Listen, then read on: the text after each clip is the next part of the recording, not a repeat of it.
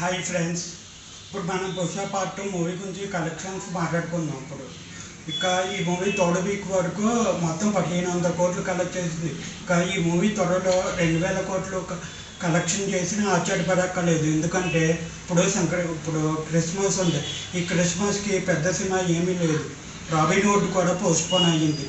So ఈ సినిమాకి చూసుకుంటే అదో పెద్ద మెయిన్ అడ్వాంటేజ్ అని చెప్పొచ్చు.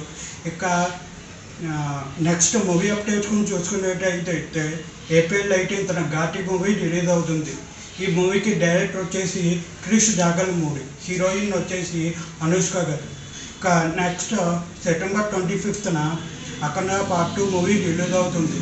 ఈ మూవీలో హీరో వచ్చేసి బాలకృష్ణ గారు అండ్ హీరోయిన్ వచ్చేసి ప్రజ్ఞా జైస్వాల్ గారు. ఇక ఈ మూవీకి డైరెక్టర్ వచ్చేసి బోయపాటి శ్రీను గారు. Thank you. చూస్తాం కానీ సబ్స్క్రైబ్ చేసుకుంటున్నా. మీరు చేసే ఒక సబ్స్క్రైబ్ నాకు టైప్ ఆఫ్ ఎంకరేజ్మెంట్ లాంటివి. So please try to subscribe my channel. Thank you.